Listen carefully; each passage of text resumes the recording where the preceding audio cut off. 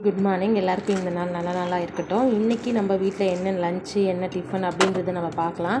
இன்றைக்கி மார்னிங் எழுந்திருக்கிறதுக்கே கொஞ்சம் லேட் ஆகிடுச்சு. பசங்களுக்கு ஸ்கூல் விட்டதுனால எழுந்திருக்கிறதுக்கு ரொம்ப லேசியாக இருக்குது. ரொம்ப லேட்டாக தான் எழுந்திருக்கிற மாதிரி இருக்குது. அதனால் அப்படியே கொஞ்சம் தக்காளி சாதம் மாதிரி குக்கர்லேயே வச்சுட்டேன். ஈஸி ரெசிபி தான் இது. அப்படியே வச்சு அதை மட்டும் பேக் பண்ணிக்கிட்டேன். இதுக்கு சைட் டிஷ் பார்த்திங்கன்னா ஆனியன் ரைத்தா தான் எடுத்து வச்சுருக்கேன். அதுக்கப்புறம் ஸ்நாக்ஸ் எடுத்து வச்சுருக்கேன். இன்றைக்கி ஒரு அத்திப்பழம் எடுத்திருக்கேன் எக்ஸ்ட்ராவாக, எப்பயும் எடுக்கிறது கூட. இதெல்லாம் நான் முன்னாடி எடுத்து வச்சுட்டு இருந்தேன். என்னோடய ஓல்டு வீடியோஸ் பார்த்திங்கன்னா உங்களுக்கு தெரியும். இது என்னோடய ஸ்நாக்ஸ் டப்பாவில் கண்டிப்பாக இருக்கும். இப்போ கொஞ்ச நாளாக இதை விட்டுட்டேன். இதை விட்டதுனால நிறைய சைடு எஃபெக்ட் வருது. பிளட் இம்யூனிட்டி இந்த மாதிரி எல்லாமே குறைஞ்சிட்டு இருக்குது. அதனால் இதை மறுபடியும் எடுக்கிறதுக்கு கண்டினியூ பண்ணிட்டேன். அப்புறம் இன்றைக்கி மார்னிங் பிரேக்ஃபாஸ்ட் பார்த்திங்கன்னா லெமன் ரைஸ். இந்த லெமன் ரைஸ் வந்து இன்ஸ்டண்ட்டாக செய்கிறது கிடையாது. நேற்று மீந்த சாதத்தில் தண்ணி ஊற்றி வைக்காமல் எலுமிச்சப்பழம் உப்பு மஞ்சத்தூள் புழிஞ்சு வச்சுட்டா அது நல்லா ஊறிட்டு காலையில் இந்த மாதிரி கிளறி சாப்பிட்றதுக்கு டேஸ்ட்டாக இருக்கும். இதுதான் இன்றைக்கி.